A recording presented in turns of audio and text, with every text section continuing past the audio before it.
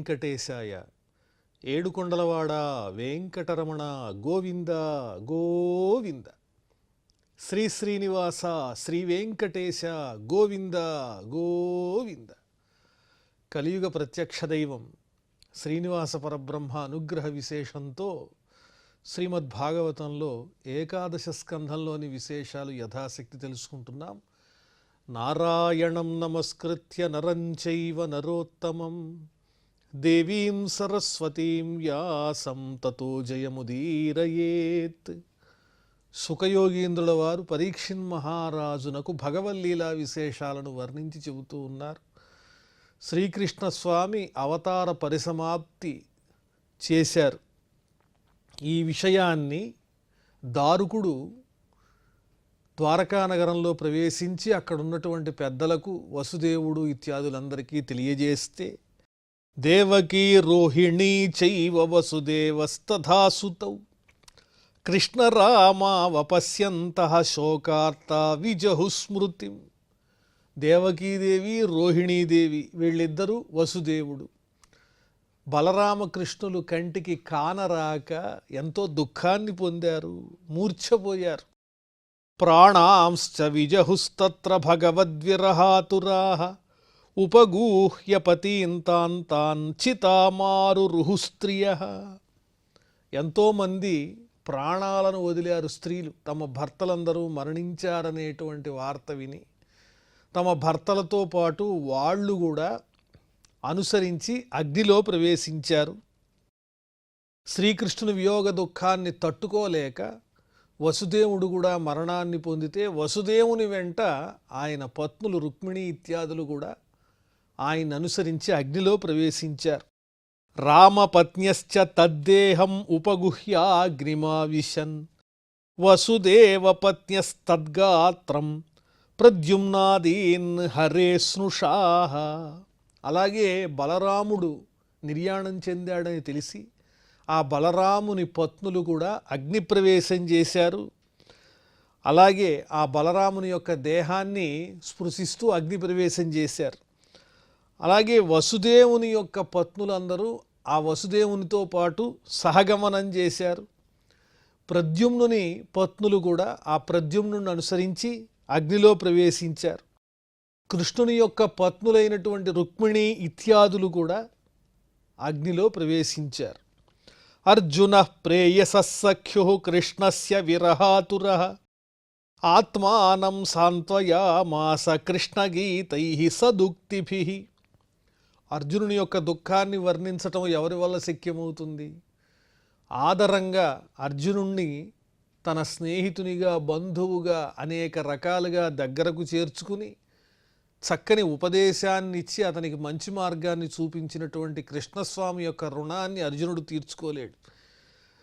తన బహిఃప్రాణమైనటువంటి కృష్ణుని యొక్క వియోగాన్ని తట్టుకోలేక అర్జునుడు ఎంతో దుఃఖించాడు. ఆ దుఃఖాన్ని పోగొట్టుకోవడానికి అర్జునుడు చేసినటువంటి పని ఏమిటంటే, కృష్ణుడు తనకు చెప్పినటువంటి చక్కని సూక్తులు, మంచి మాటలు, గీత, ఆ ఉపదేశాన్ని స్మరించుకుంటూ తన దుఃఖాన్ని ఉపశమింపజేసుకున్నాడు అర్జునుడు.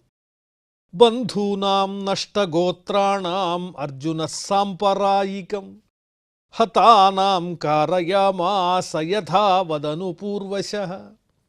అదేవిధంగా అర్జునుడు ఆ మరణించినటువంటి యదువీరులందరికీ, ఆ బంధువులందరికీ శాస్త్ర ప్రకారంగా ఔర్ధ్వదైహికమైనటువంటి కర్మలను నిర్వహించాడు. అదేవిధంగా ద్వారకాం హరిణా త్యక్తాం సముద్రో అప్లావయత్ క్షణాత్ వర్జయిత్వా మహారాజ శ్రీమద్భగవదాలయం. కృష్ణ పరమాత్ముడు చెప్పినట్లుగానే సముద్రుడు అంతటా వ్యాపించి ద్వారకా నగరాన్నంతా ముంచేశాడు, తనలో లీనం చేసుకున్నాడు. శ్రీకృష్ణుడు లేనటువంటి ద్వారకా నగరాన్ని సముద్రుడు ముంచేశాడు. కానీ ఏ భవనంలో అయితే శ్రీకృష్ణస్వామి నివసించారో ఆ భవనాన్ని మాత్రము ముంచెయ్యలేదు. ఇతరములైనటువంటి భవనాలు ఏవైతే ఉన్నాయో, నగరం ఏదైతే ఉందో అదంతా సముద్రంలో విలీనమైపోయింది. వర్జయిత్వా మహారాజ శ్రీమద్భగవదాలయం. శ్రీకృష్ణుని నివాసాన్ని తప్ప మిగతాదంతా సముద్రుడు ముంచేశాడు. నిత్యం సన్నిహితస్తత్ర భగవాన్ మధుసూదనః స్మృత్యాశేషాశుభహరం సర్వమంగళమంగళం. ఆ భవనంలో ఎల్లప్పుడూ శ్రీకృష్ణ స్వామి సన్నిహితుడై ఉంటాడు. ఎప్పుడూ ఆ ప్రదేశంలో శ్రీకృష్ణ స్వామి అనుగ్రహ విశేషం అనేది ఉంటూనే ఉంటుంది. ఎటువంటిది ఆయన అనుగ్రహం అంటే సమస్తమైనటువంటి అమంగళములను పోగొట్టేటువంటిది, సమస్తమైన శుభములకు శుభస్వరూపమైనటువంటిది.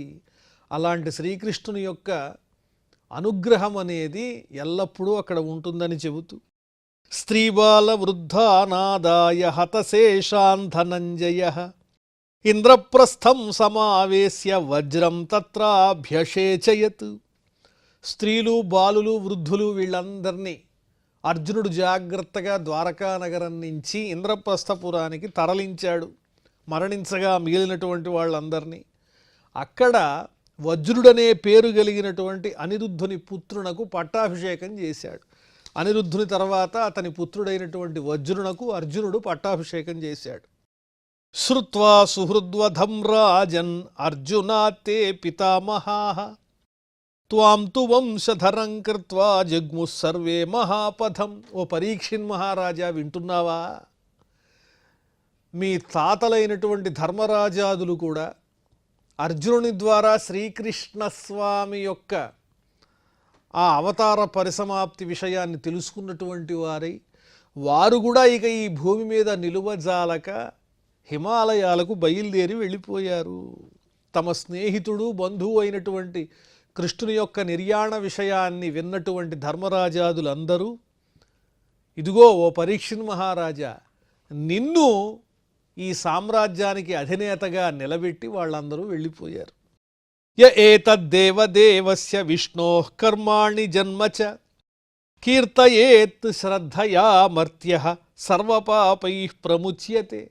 దేవదేవుడైనటువంటి ఆ శ్రీ మహావిష్ణువు యొక్క దివ్యమైనటువంటి కర్మలతో, దివ్యమైన ఆ జన్మతో కూడి ఉన్న ఈ వృత్తాంతాన్ని ఎవరైతే చక్కగా కీర్తిస్తారో, శ్రద్ధగా పఠిస్తారో వాళ్ళు సమస్తమైన పాపముల నుండి విముక్తులవుతారు అని చెబుతూ ఉన్నారు సుఖయోగీంద్రుల వారు.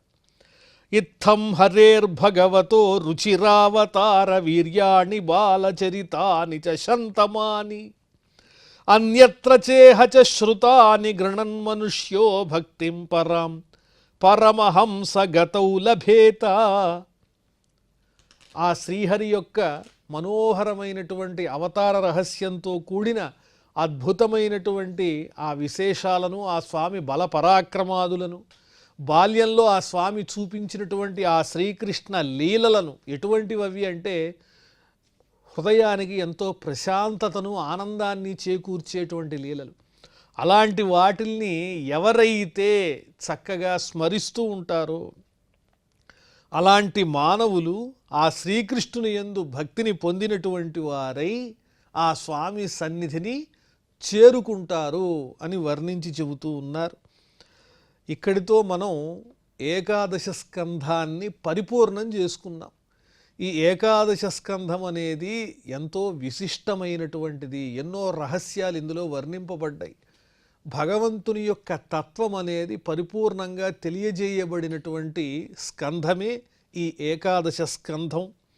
ఇందులో యదువంశీయులు ఋషుల యొక్క శాపాన్ని పొందడం, అంటే యదువంశం నాశనం అవ్వటానికి ఏదైతే ప్రధానమైన కారణం ఉన్నదో అది ఈ స్కంధంలోనే వర్ణింపబడింది.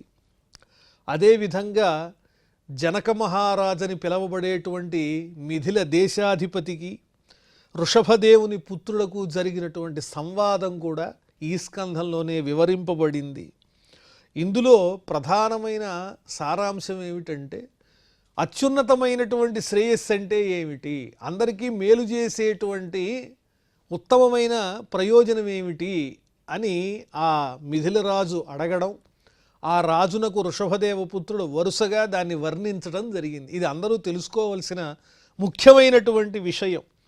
ఏమిటి పరమమైన శ్రేయస్సు అంటే దేహాత్మల యొక్క స్వరూపాన్ని గురించి తెలుసుకోవాలి. దేహం అనేదేమో నశించిపోయేది, ఆత్మస్వరూపం నిత్య సత్యమైనది. ఈ రెండు విషయాలు స్పష్టంగా తెలియకపోతే దేహభ్రాంతి వల్ల కలిగేటువంటి కర్తృత్వ భోక్తృత్వాలతో మానవుడు ఈ జనన మరణ చక్రంలో తిరుగుతూనే ఉంటాడు. అది పోవటానికి ఈ సంవాదం అనేది ఎంతగానో ఉపకరిస్తుంది. అందువల్లనే నేను నాది అనేది మర్చిపోవాలన్న విషయాన్ని చక్కగా వర్ణించి చెప్పారు. అదేవిధంగా శ్రీ మహావిష్ణువు యొక్క అవతారములను వర్ణించి చెప్పారు. ఈ స్కంధంలో బ్రహ్మాది దేవతలంతా విష్ణుస్వరూపుడైన శ్రీకృష్ణస్వామి దగ్గరకు వచ్చి, స్వామి మీరు అవతరించిన తరువాత ఎన్నో రకములైనటువంటి ఘనకార్యాలు సాధించారు, భూభారం తగ్గింది, కాబట్టి ఇంకా మీరు అవతార పరిసమాప్తి చేయవచ్చు అని శ్రీకృష్ణస్వామిని ప్రార్థించటం కూడా ఈ స్కంధంలోనే ఉన్నది. కానీ అప్పుడు శ్రీకృష్ణస్వామి ఏమి చెప్పారు?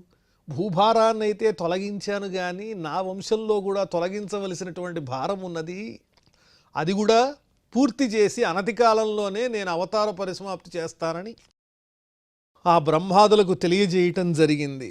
ఆ తరువాత ఈ స్కంధంలో ఇంకా ముఖ్యమైనటువంటి విషయాలు ఏమిటి అంటే అవధూత యొక్క ఉపాఖ్యానము. యదుమహారాజునకు అవధూతకు జరిగినటువంటి ఆ చక్కని అవధూతోపాఖ్యానం గురించి చక్కగా వర్ణించారు ఈ ఏకాదశ స్కంధంలో. ఇది ఎవరెవరితో చెప్పారు? శ్రీకృష్ణ స్వామి తన ఆత్మమిత్రుడు ఏకాంత భక్తుడు అయినటువంటి ఉద్ధవునకు ఈ అవధూతోపాఖ్యానాన్ని వర్ణించి చెప్పారు. ఈ అవధూతోపాఖ్యానంలో కూడా ఎన్నో ముఖ్యమైనటువంటి అంశాలు చెప్పబడ్డాయి. ఏమిటవి అంటే గురువులను ఏ విధంగా తెలుసుకోవాలి అని. నిజంగా మనసారా గనక మనం ఆలోచించి చూచినట్లయితే ఈ సృష్టిలో మనకు ఎన్నో రకములైనటువంటి గొప్ప గొప్ప విద్యలను నేర్పే గురువులు అనేక రకాలుగా ఉన్నారు. విద్య అంటే ఏమిటి? పరమాత్మ సంబంధాన్ని మనకి తెలియజేసేదే విద్య.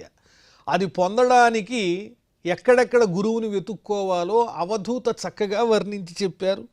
అందులో 24 మంది గురువులను గురించి ప్రత్యేకంగా ఆ అవధూత తెలియజేయటం జరిగింది యదుమహారాజునకు. ఆ వివరాలు చదవటం ద్వారా మనకు పరమాత్ముణ్ణి పొందడానికి తేలికైనటువంటి ఉపాయాలు అందులో వర్ణింపబడ్డాయి. అదేవిధంగా ఈ ఏకాదశ స్కంధంలో ఇంకా ముఖ్యంగా లౌకికమైన సుఖాలు, పారలౌకికమైనటువంటి సుఖాలు, వాటి గురించి వివరణ.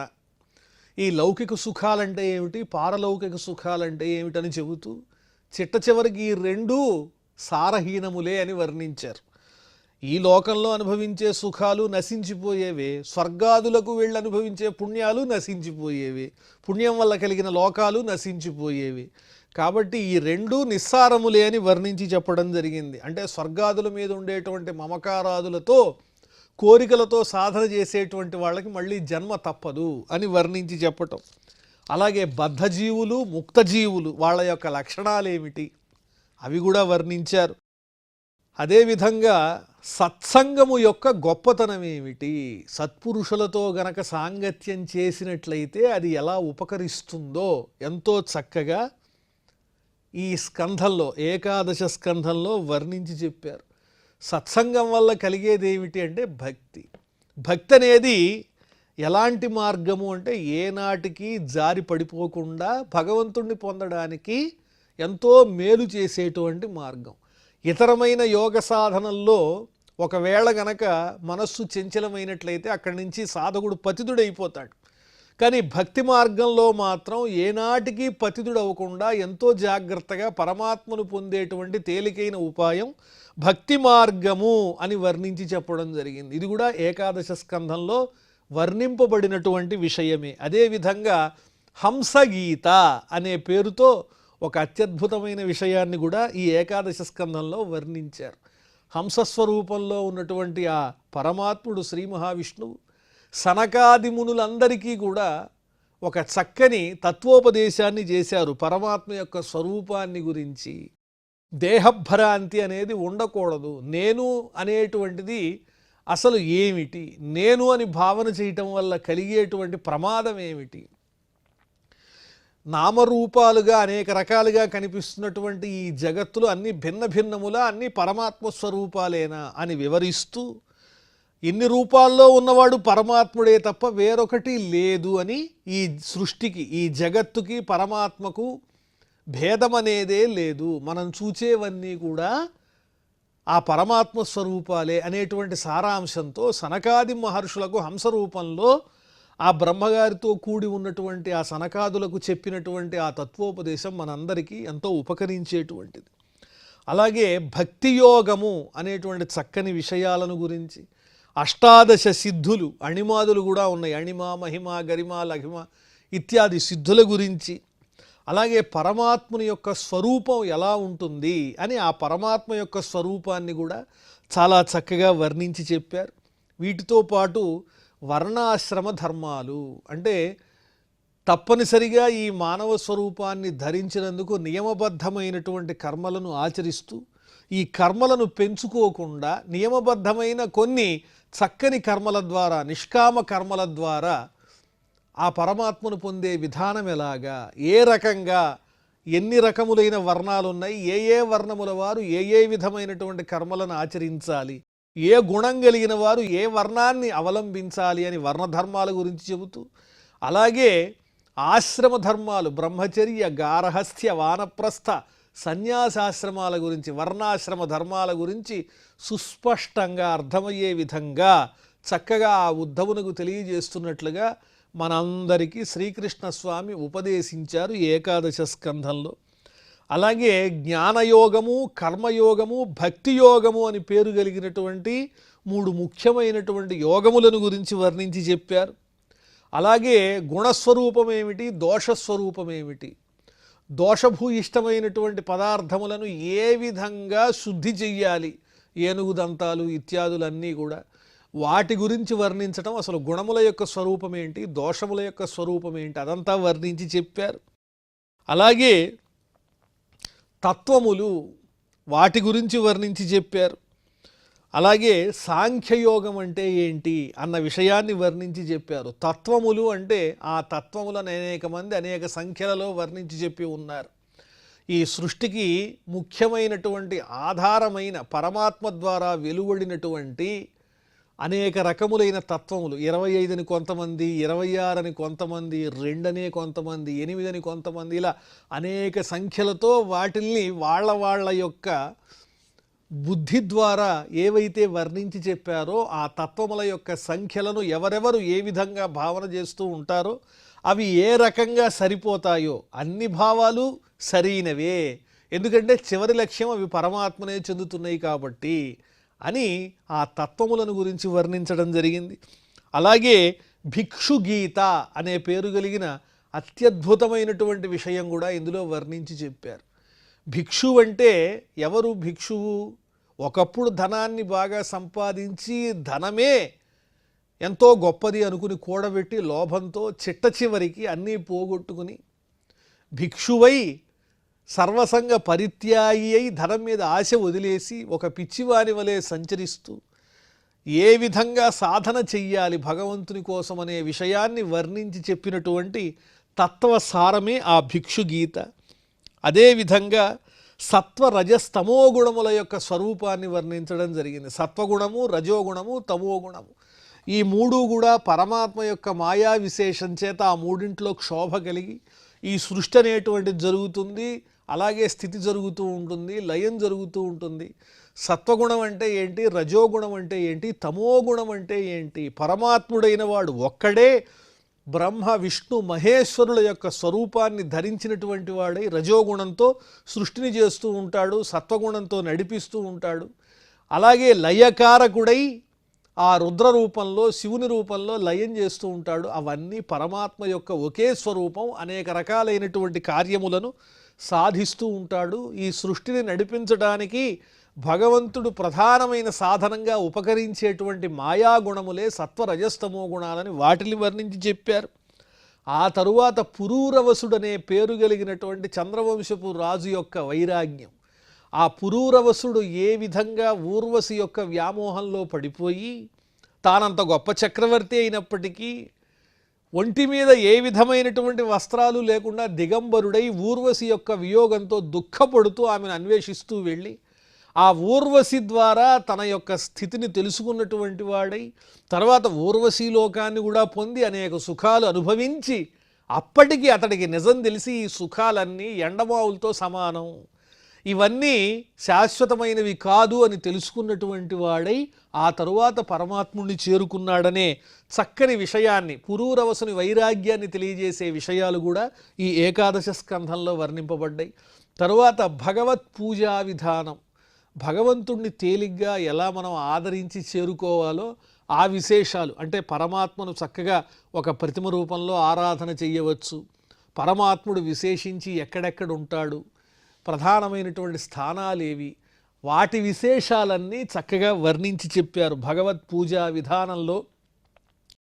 అలాగే పరమార్థ నిరూపణము, అసలైనటువంటి ప్రయోజనం ఏమిటి, మోక్ష సాధన ఏ విధంగా చెయ్యాలి, ఇంద్రియములను ఏ విధంగా జయించాలి, ఈ ఇంద్రియాలనేవి మనస్సుని ఆకర్షించి ఆ మనస్సుని చంచలం చేస్తూ ఉంటే ఆ ఇంద్రియాలు చెప్పిన విధంగా మనస్సు పరిపరి విధాలుగా అటు ఇటు భ్రమిస్తూ ఉండి అనేక రకములైనటువంటి విషయవాంఛల్లో పడిపోతూ ఉంటుంది. కాబట్టి వాటి నుంచి మనస్సు మరలాలి అనేటువంటి విషయాన్ని తెలియజేసేటువంటి పరమార్థ నిరూపణం. అలాగే భాగవత ధర్మాలు, భగవద్భక్తులు ఆచరించవలసినటువంటి ధర్మములు ఏమిటి అన్న విషయాన్ని కూడా వర్ణించి చెప్పి ఈ విధంగా ఉద్ధవుడు కృష్ణుణ్ణి ప్రశ్నించడం ద్వారా అనేక రకములైనటువంటి ధర్మాలను ఆయన తెలుసుకున్నాడు.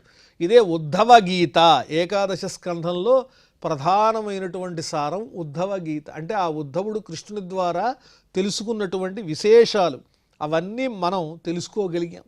అదేవిధంగా ఉద్ధవుడు శ్రీకృష్ణస్వామిని వదల్లేక ఆయన ఆజ్ఞ మేరకు బదరికాశ్రమానికి చేరుకోవటం, ఆ తరువాత యదువంశం ఏ విధంగా వినాశనం చెందింది మహర్షుల యొక్క శాప కారణంగా, వాళ్ళందరూ ఆ ముసలం తుంగగడ్డిగా మొలిస్తే వాటితో ప్రభాస తీర్థంలో యాదవులు ఒకరినొకరు హింసించుకుని మరణించటం, శ్రీకృష్ణ స్వామి అవతార పరిసమాప్తి చేయటం, బ్రహ్మాదులందరూ ఆ స్వామి దగ్గరికి వచ్చి ఆయన స్తోత్రం చేయటం, ఆ సమయంలో దేవతలంతా ఆకాశంలో విమానాల్లో నుంచి ఆ స్వామిని చూచి చక్కగా స్తుతించటం, ఇలాంటి విశేషాలన్నీ ఈ ఏకాదశ స్కంధంలో వర్ణింపబడ్డాయి. ఏకాదశ స్కంధం అంటేనే వేదాంత సారము అని చెప్పక తప్పదు. ఎందువల్లంటే భగవంతుణ్ణి ఏ రకంగా మనం పొందగలము, దానికి చేయవలసినటువంటి సాధన ఏమిటి అన్న ఒక్క విషయాన్ని ప్రధానంగా తీసుకుని కాస్త విచక్షణతో జ్ఞానాన్ని ఉపయోగించేటువంటి మానవుడు ఏ విధంగా తన మనస్సుని నిశ్చలంగా పెట్టుకుని ఇంద్రియాలను నియంత్రించి పరమాత్మను తేలిగ్గా చేరుకోవచ్చు, అలాంటి మార్గాలన్నీ ఈ ఏకాదశ స్కంధంలో వర్ణింపబడ్డాయి. ముఖ్య సారం ఏమిటి అంటే ఈ జగత్తు అంతా కూడా పరమాత్మమయము, పరమాత్మ కన్నా భిన్నమైనటువంటిది ఏదీ లేదు అనేటువంటి ఒక ఉదాత్తమైన భావాన్ని సముపార్జించటమే నిజమైన లక్ష్యమై ఉండాలి మానవునకు, సాధకునకన్న విషయాన్ని ఈ ఏకాదశ స్కంధంలో ప్రధానంగా ప్రతిపాదన చేశారు. ఆ విశేషాలు మనం యథాశక్తి తెలుసుకునేటువంటి ప్రయత్నం చేశాం. ఇంకా ఆ తరువాత విశేషాలు ద్వాదశ స్కంధం ఇవన్నీ మనం మళ్ళీ చక్కగా తెలుసుకుందాం. ప్రస్తుతం క్షమాప్రార్థనాదులతో ఈ కార్యక్రమాన్ని పరిసమాప్తం చేసుకుందాం. అథ క్షమాప్రార్థన యదక్షరపదభ్రష్టం మాత్రాహీనంచ యద్భవేత్ తత్సర్వం క్షమ్యతాం దేవ నారాయణ నమోస్తుతే. శ్రియఃకాంతాయ కళ్యాణనిధయే నిధయేర్థినాం శ్రీవేంకటనివాసాయ శ్రీనివాసాయ మంగళం.